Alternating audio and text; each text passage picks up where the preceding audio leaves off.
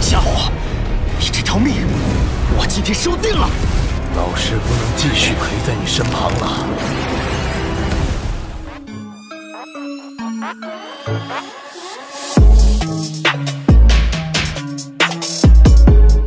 Halo para tetua, para pecinta Battle Through the Heavens dimanapun kalian berada. Gimana nih kabar para tetua yang selalu stay dan udah selalu meramaikan kolom komentar? Udah siap kancut dengan perjalanan dari Mang Oyan? Kuilah gak usah pakai lama-lama lagi, kita kanjutkan perjalanannya dan selamat berimajinasi.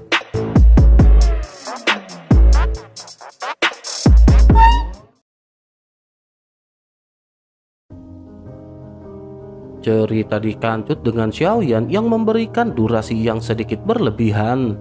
Hal ini dibuat untuk mengapresiasi para tetua yang mendukung channel Sepia Stories yang di voice over oleh Cailin. Bantu subrek, like, dan share video-video di channel Sepia Stories agar Mimin semangat kasih bonus buat para tetua di masa depan. Goilah gak usah pakai lama-lama lagi, kita kancutkan perjalanan dari Mang Oyan. Cerita masih berkancut dengan Xiaoyan yang pada saat ini menyaksikan drama menyedihkan dari sosok klon dewa asli atau Tianling. Di sisi lain, dewa jahat juga menyaksikan hal tersebut, sementara di sisi lainnya 9 tetua dari klan dewa asli yang dikendalikan oleh Jimmy pada saat ini berniat untuk menghabisi Tianling. Mereka tahu bahwa Tianling pada saat ini telah terjatuh dalam kondisi terlemahnya. Mereka juga berniat untuk menelan garis darah Tianling yang berasal dari Raja Zuo yang merupakan ayah Tianling. Hanya dengan begitu barulah mereka akan bisa mendapatkan berkah dan bisa menjadi raja dewa asli berikutnya. Mereka pada akhirnya bekerja sama melesatkan kekuatan yang kuat ke arah tubuh Tianling yang semakin lama semakin menyusut. Dari awal hingga akhir, Tianling juga tidak pernah berniat untuk menyerah dan ia benar-benar ingin bertarung sampai mokat. Namun begitu serangan ini hendak mengenai Tianling, tiba-tiba cahaya keemasan pada saat ini melonjak di langit dan menghancurkan serangan tersebut. Cahaya keemasan ini juga pada saat ini menyelimuti ke-9 sosok tetua klan dewa asli. Pupil mata mereka seketika menyusut karena mereka melihat sosok dalam cahaya keemasan. Bersamaan dengan hal tersebut, pada saat ini sebuah suara yang dipenuhi dengan harapan segera terdengar di telinga Tianling. Suara tersebut bertanya apakah ia pada saat ini masih ingin hidup. Kemunculan tiba-tiba sosok ini benar-benar mengejutkan 9 sosok di kejauhan. Pada akhirnya serangan fatal ini tidak menimpa Tianling. Salah seorang di antara mereka segera berteriak ketika bertanya siapakah sosok ini. Ini adalah permasalahan dalam klan dewa asli mereka. Mungkinkah si pria pada saat ini sedang mencari kematian? Mereka pada saat ini menatap ke arah sosok ramping yang mengenakan jubah kekaisaran dan mahkota emas di kelapanya. Sosok ini juga memancarkan tekanan yang kuat begitu sosoknya muncul. Sosok ini juga dengan santai berkata bahwa teman lamanya memintanya untuk menyelamatkan hidup anaknya. Ia tahu hidup Tianling dalam bahaya hari ini, oleh karena itu ia datang ke sini untuk membawanya pergi. Di sisi lain, dewa jahat juga pada saat ini sesungguhnya berniat untuk menyelamatkan Tianling. Namun pada akhirnya ia menatap ke arah sosok yang baru saja muncul di samping tubuh dewa asli raksasa Tianling. Sekilas dewa jahat pada saat ini bisa mengenali sosok yang baru saja muncul di hadapannya.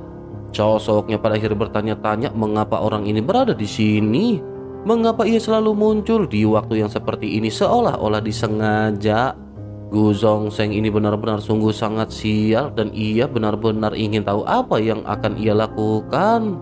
Dewa jahat pada saat ini menunjukkan keengganan di matanya begitu melihat kemunculan dari Gu Zhongsheng. Ia hanya bisa tersenyum pahit melihat pemandangan ini dan tampaknya ia pada saat ini tidak berani berhadapan dengan Gu Zhongsheng. Melihat adegan ini, Xiaoyan juga menyadari tampaknya pada saat ini dewa jahat tidak memiliki kemampuan untuk menantang Gu Zhongsheng. Xiaoyan juga pada saat ini terkejut dan tidak menyangka bahwa di akhir pertempuran ini sosok yang mulia benar-benar akan muncul. Xiaoyan memandang ke arah yang mulia yang baru saja muncul dan bergumam, mungkinkah mulai saat ini yang mulia sudah membuat rencana. Sementara itu di kejauhan, para tetua dari klan dewa asli pada saat ini kembali berteriak ke arah Gu Zhongsheng. Salah seorang di antara mereka kembali bertanya, siapakah sosok ini?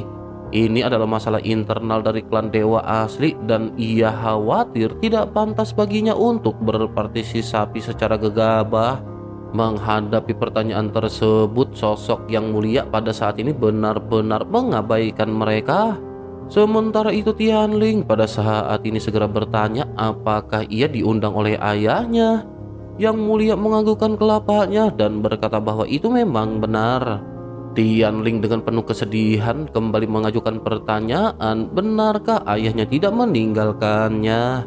Gu Zhongzheng dengan tangan di belakang pada saat ini menjawab bahwa tidak ada orang tua yang akan meninggalkan anak mereka.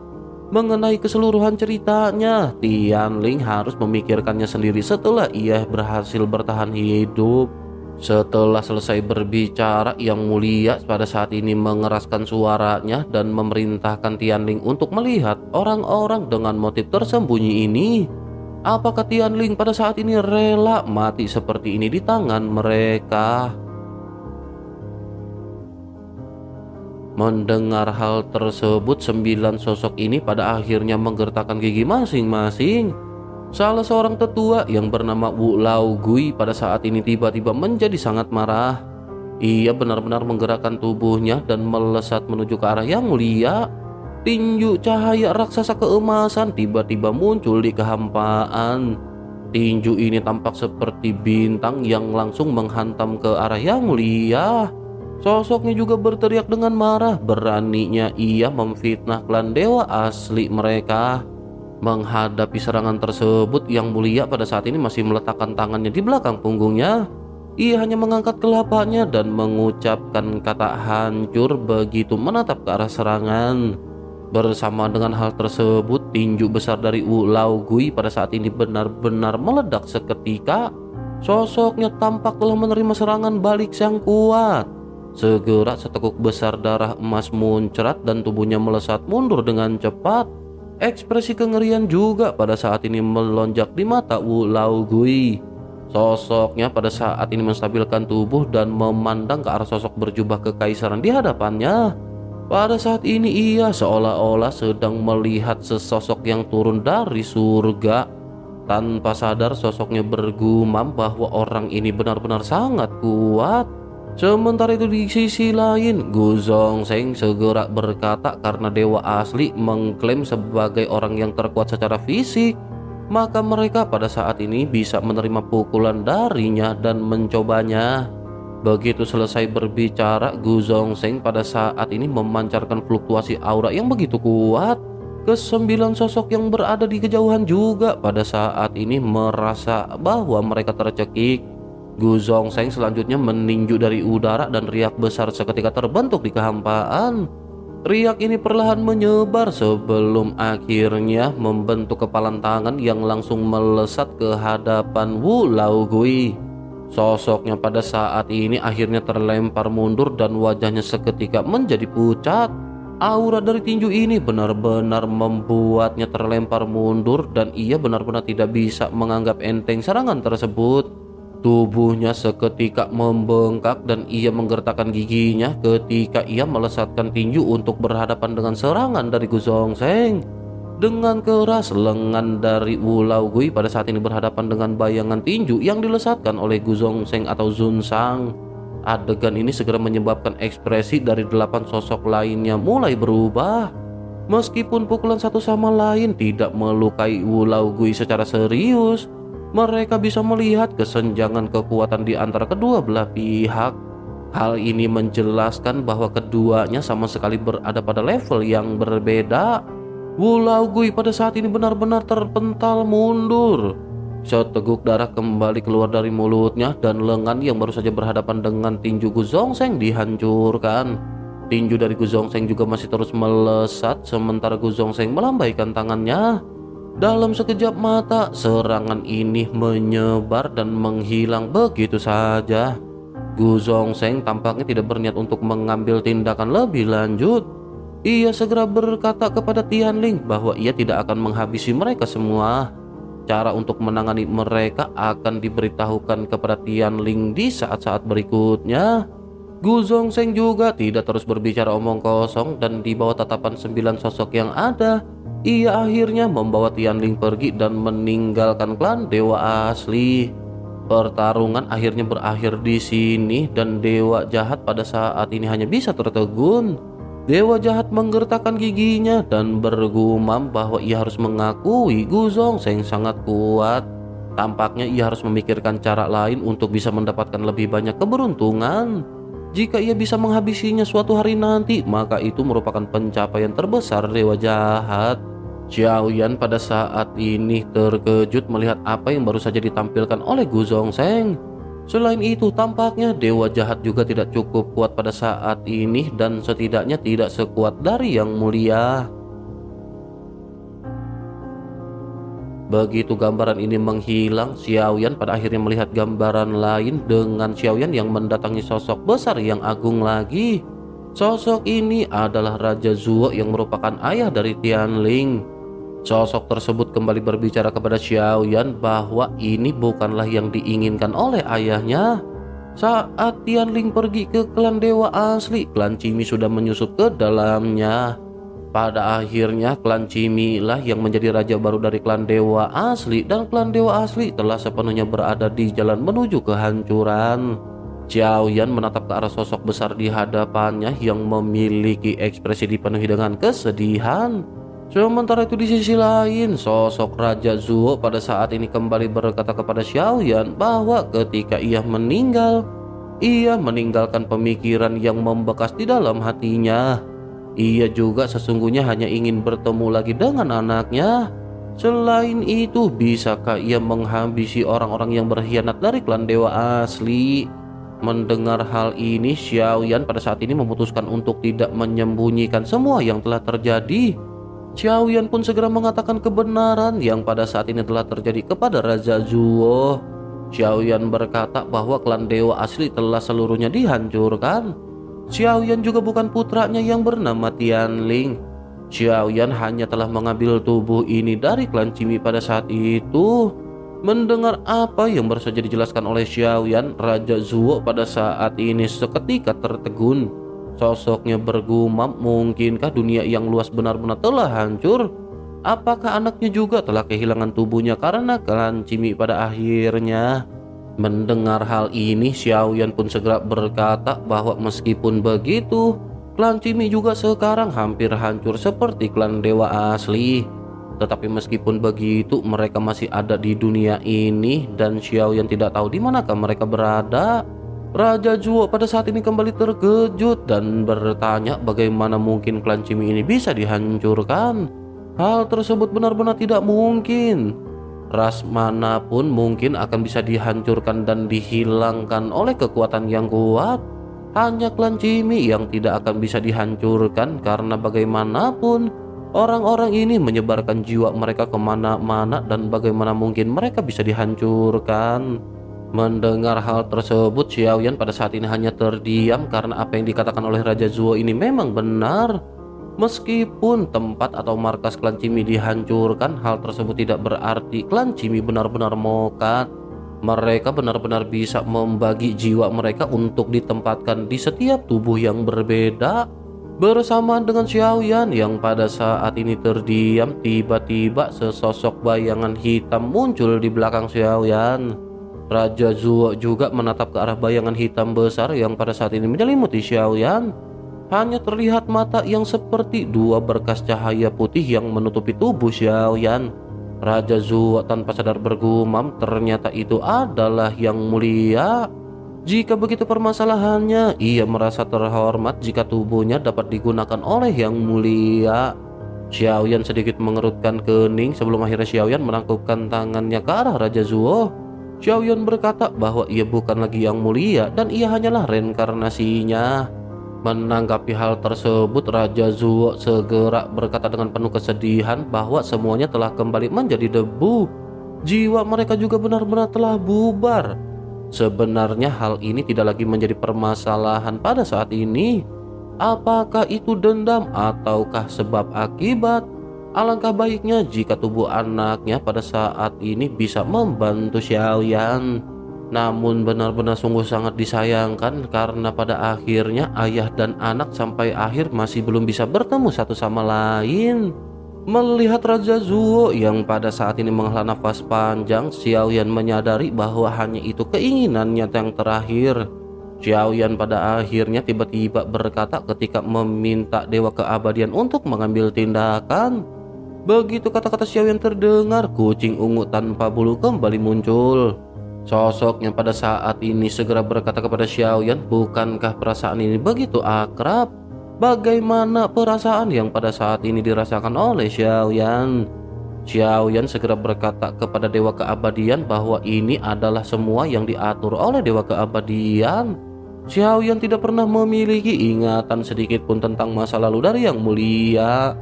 Dewa Keabadian pada saat ini segera mengerutkan kening dan berkata bahwa ini adalah pengaturan dari Yang Mulia.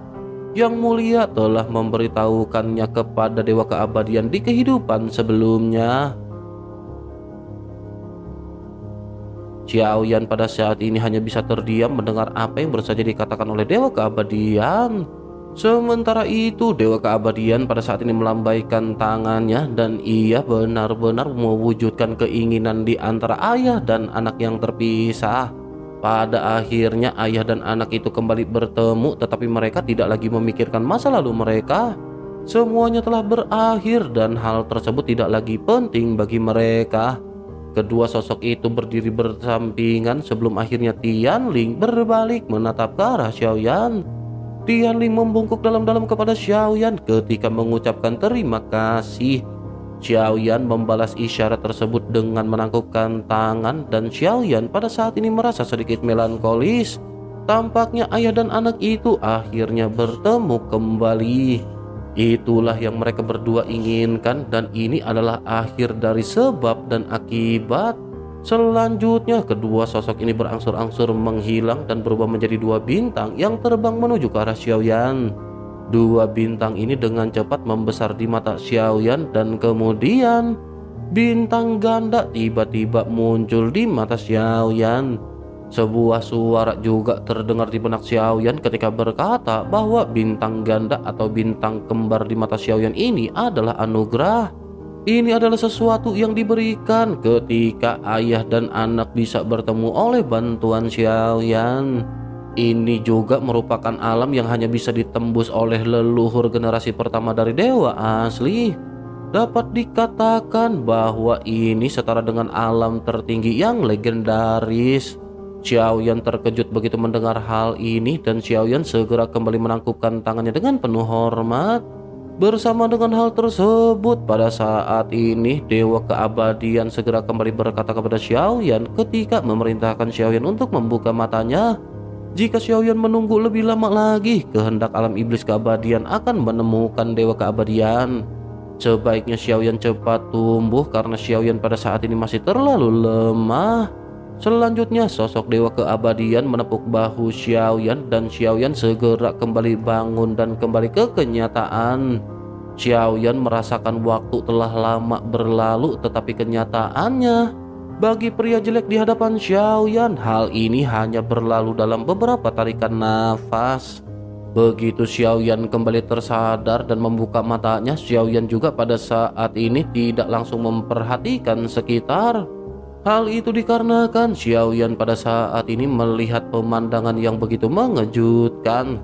Xiaoyan melihat raksasa yang tidak tahu seberapa besarnya dengan tangan besar menyeret beberapa sinar cahaya. Gambaran ini terlihat begitu mencengangkan dan membuat Xiaoyan ternganga-nganga. Xiaoyan melihat raksasa yang menggenggam cahaya di tangannya dan ini merupakan beberapa bintang yang bersinar redup. Kelima jari itu mengerahkan kekuatannya yang besar dan tiba-tiba bintang-bintang ini berubah menjadi berkeping-keping. Dalam benak Xiaoyan, sebuah suara juga kembali terdengar bahwa keterampilan bertarung ini diberikan kepada Xiaoyan. Ini adalah sebab akibat dari sesuatu yang telah berakhir dan ini benar-benar merupakan berkah bagi Xiaoyan. Xiaoyan seketika memahami apa yang baru saja dikatakan oleh suara yang bergema di benak Xiaoyan. Sesaat kemudian di depan mata Xiaoyan barulah pria jelek itu kembali muncul. Dengan bintang kembar yang bersinar di matanya, pada saat ini tubuh Xiaoyan meledak dengan energi dan darah yang belum pernah terjadi sebelumnya.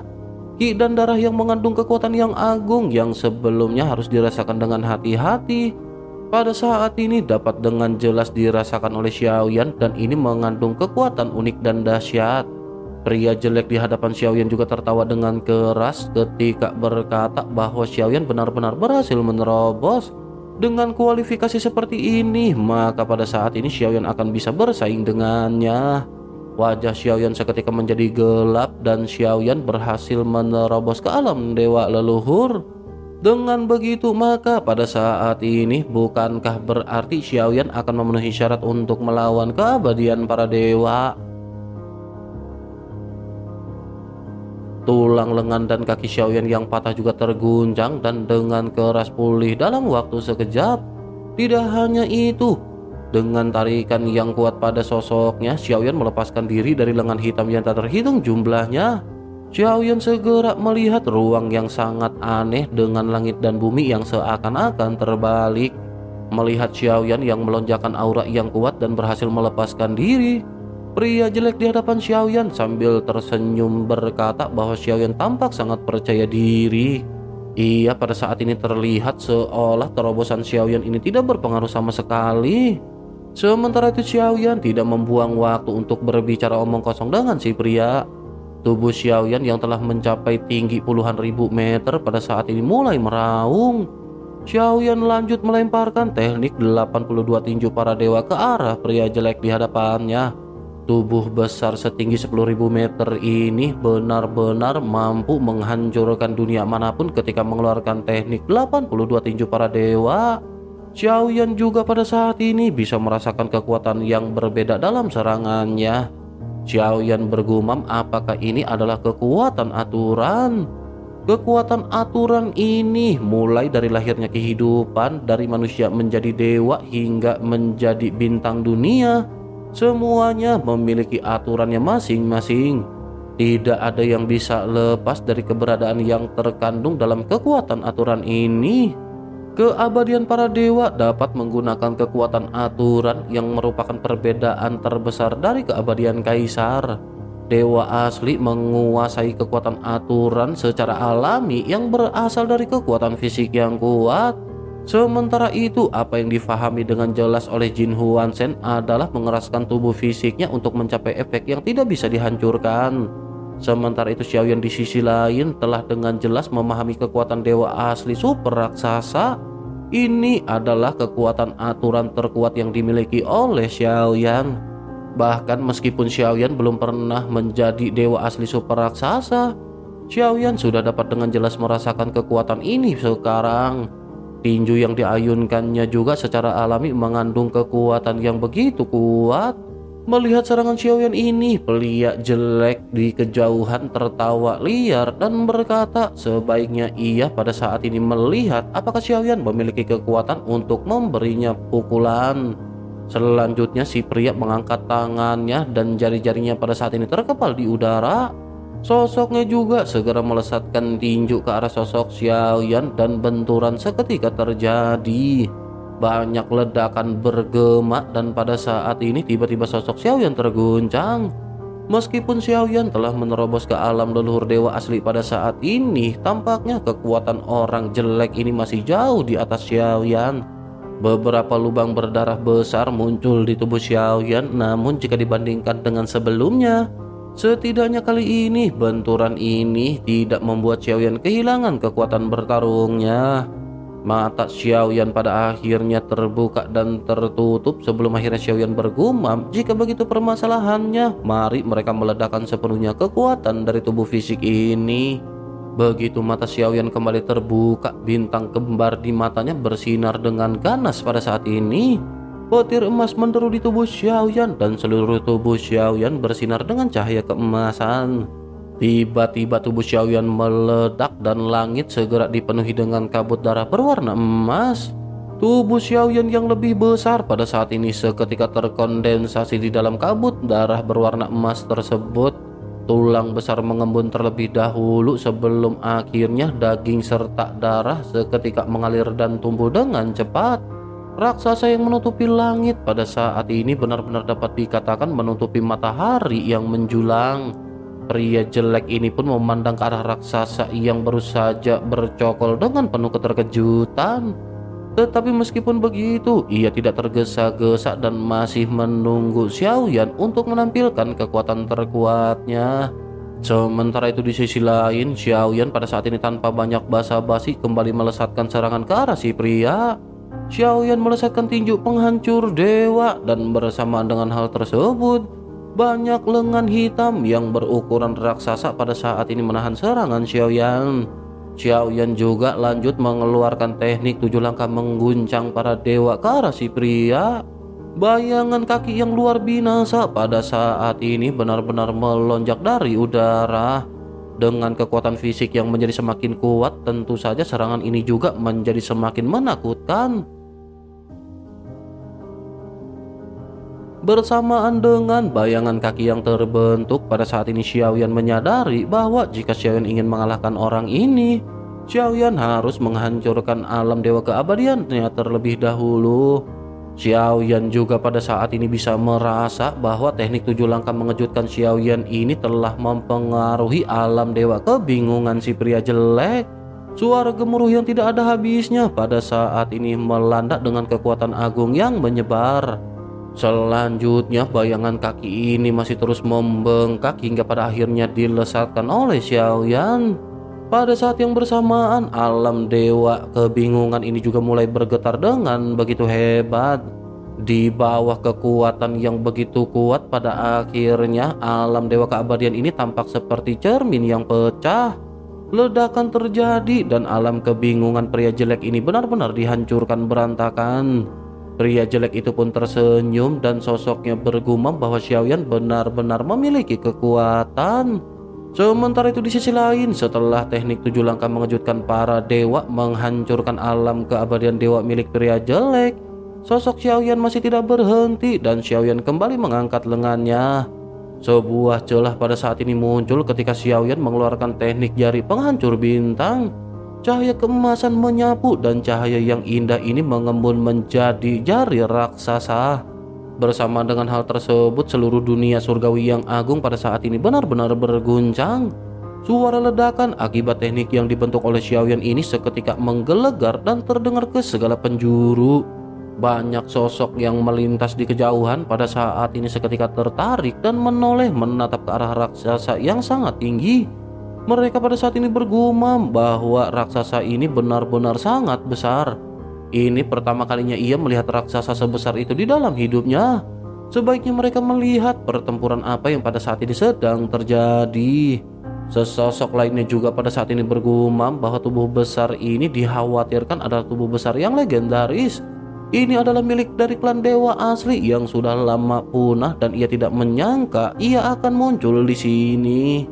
Tubuh Xiaoyan ini memang terlalu mencolok dan benar-benar menarik perhatian banyak sosok. Ditambah dengan cahaya keemasan dari jari penghancur bintang di udara, apa yang ditampilkan oleh Xiaoyan ini benar-benar lebih mengejutkan. Zhonggu dan orang-orang lainnya yang paling dekat dengan Xiaoyan juga pada saat ini memiliki ekspresi yang pucat. Mereka memutuskan untuk dekat cepat kembali mundur. Sementara itu Yongdong pada saat ini melotot dipenuhi dengan ketidakpercayaan. Sosoknya tanpa sadar bergumam, mungkinkah Xiaoyan telah menerobos. Yongdong yang awalnya merupakan dewa asli bintang 8 pada saat ini benar-benar telah turun menjadi dewa asli bintang 4. Ki dan darahnya benar-benar telah disumbangkan kepada Xiaoyan dan sosok Yongdong terlihat lemah. Namun meskipun begitu, Yongdong pada saat ini tampak begitu bersemangat hingga menyipitkan matanya ketika melihat raksasa yang begitu tinggi. Ia menatap ke arah jari raksasa emas yang tampak garang yang pada akhirnya tiba-tiba meraung ke arah pria berwajah jelek. Menanggapi serangan Xiaoyan ini, si pria juga pada saat ini segera melesatkan jari yang mirip dengan milik Xiaoyan. Benturan di antara kedua belah pihak kembali terjadi dan jari Xiaoyan pada saat ini langsung dihancurkan. Xiaoyan melihat bahwa Xiaoyan dengan jelas merasa jari-jari milik Xiaoyan ini begitu kuat. Tetapi hal yang tidak terduga terjadi dan serangan Xiaoyan ini masih rentan terhadap serangan lawan. Xiaoyan tanpa sadar bergumam mengapa kekuatan si pria masih terasa sangat kuat. Di sisi lain, si pria pada saat ini tertawa terbahak-bahak dan berkata sebaiknya Xiaoyan menggunakan semua yang ia punya. Jika Xiaoyan menunggu lebih lama lagi, Xiaoyan tidak akan memiliki kesempatan. Xiaoyan pada saat ini menggertakkan giginya dan Xiaoyan masih pemasaran dengan kekuatan dari dewa asli. Xiaoyan belum sepenuhnya meledakkan kekuatan yang baru saja diwariskan kepada Xiaoyan. Jin Huanshen juga pada saat ini berkata kepada Xiaoyan bahwa Xiaoyan benar-benar dewa asli super raksasa. Mengapa Xiaoyan pada saat ini tidak menggunakan warisan yang diberikan kepada Xiaoyan? Xiaoyan juga bisa menggunakan warisan yang baru saja diberikan oleh Jin Huanshen. Setelah membuka tubuh fantasi emas, keterampilan bertarung yang Xiaoyan lakukan akan mengandung kekuatan aturan yang semakin kuat. Pada akhirnya di bawah kulit Xiaoyan cahaya emas pada saat ini mulai mengalir.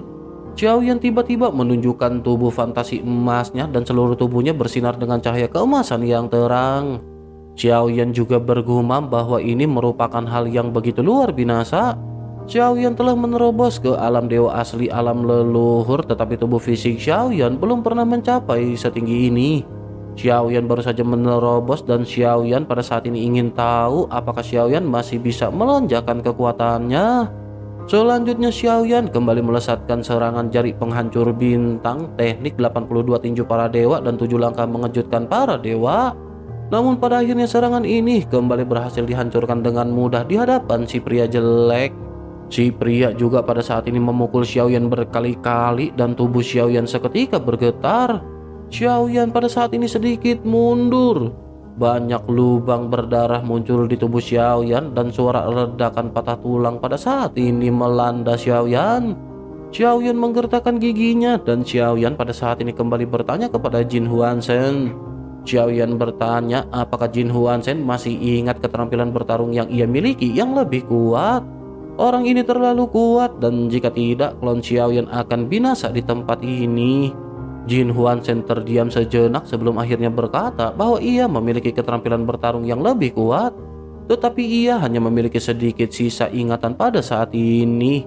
Ingatannya terbatas, oleh karena itu ia tidak dapat mengingat keterampilan bertarung apapun. Xiaoyan pada saat ini sedikit menggertakkan giginya mendengar apa yang baru saja dikatakan oleh Jin Huanshen. Xiaoyan juga pada saat ini mengerutkan kening ketika menatap ke arah pria jelek di kejauhan.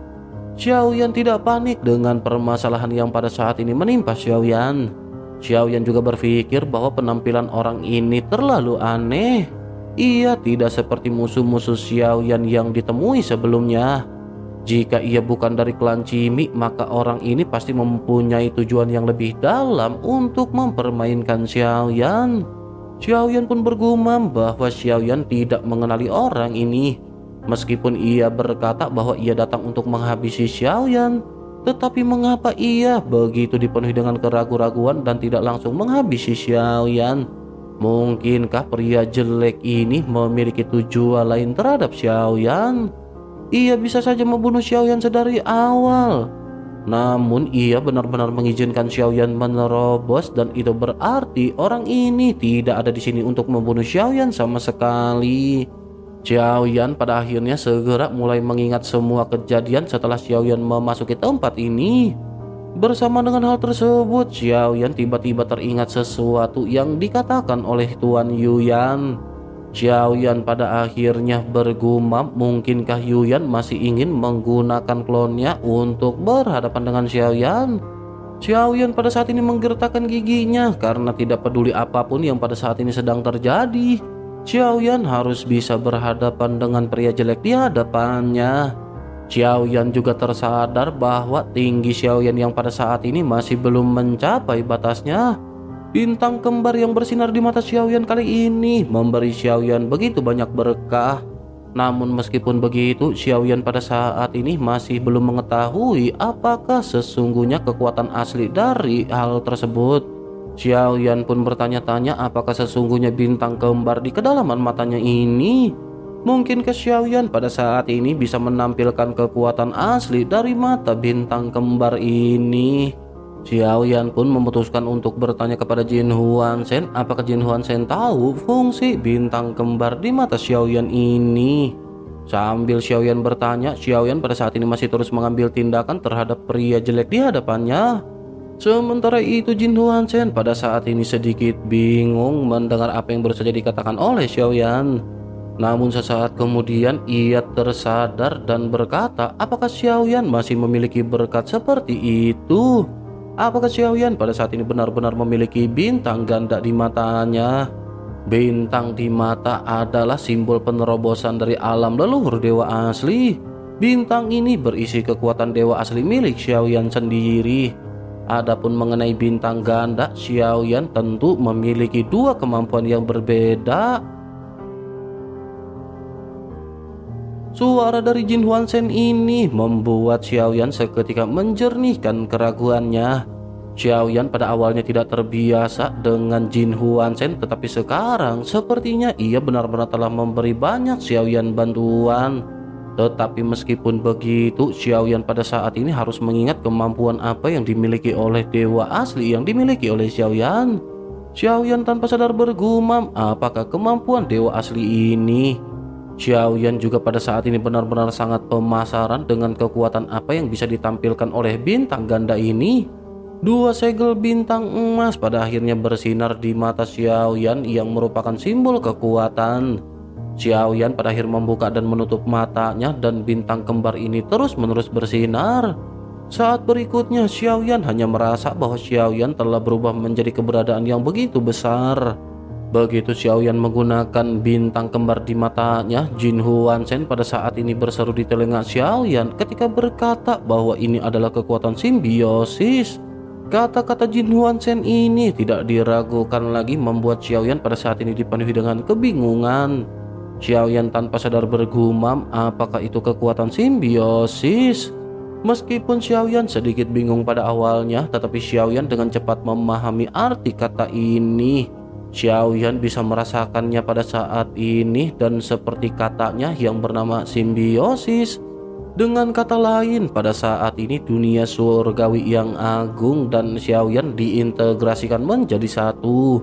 Kekuatan keseluruhannya pada saat ini benar-benar dapat digunakan oleh Xiaoyan. Dewa asli awalnya menggunakan kekuatan bintang sebagai sumber kultivasinya.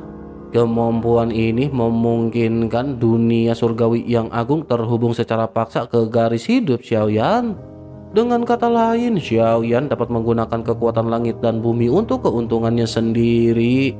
Xiaoyan juga pada akhirnya bergumam bahwa jika ini masalahnya, maka tubuh fisik ini dapat menjadi semakin kuat. Tubuh Xiaoyan yang telah memiliki tinggi yang begitu menakjubkan pada akhirnya kembali meledak. Di kabut darah berwarna emas yang memenuhi langit, kerangka yang lebih besar pada saat ini muncul. Dalam sekejap tubuh sepanjang 200.000 meter terkondensasi. Saat ini Xiaoyan juga merasakan adanya kekuatan yang tidak berujung yang masuk ke dalam tubuh Xiaoyan. Ini bukanlah kekuatan di tubuh Xiaoyan sendiri, tetapi kekuatan simbiosis bintang di matanya. Terlebih lagi ini hanyalah salah satu kekuatan yang dimiliki oleh salah satu bintang. Xiaoyan juga kembali bergumam bahwa ternyata dunia surgawi yang agung sebenarnya mengandung kekuatan yang begitu agung yang puluhan kali lipat lebih kuat daripada dunia biasa. Sementara itu di sisi lain, akhirnya pada saat ini ekspresi pria jelek di hadapan Xiaoyan membeku. Mungkin ia tidak pernah menyangka bahwa ia benar-benar bisa mendorong Xiaoyan ke titik ini. Terlebih lagi kekuatan Xiaoyan juga melebihi imajinasinya.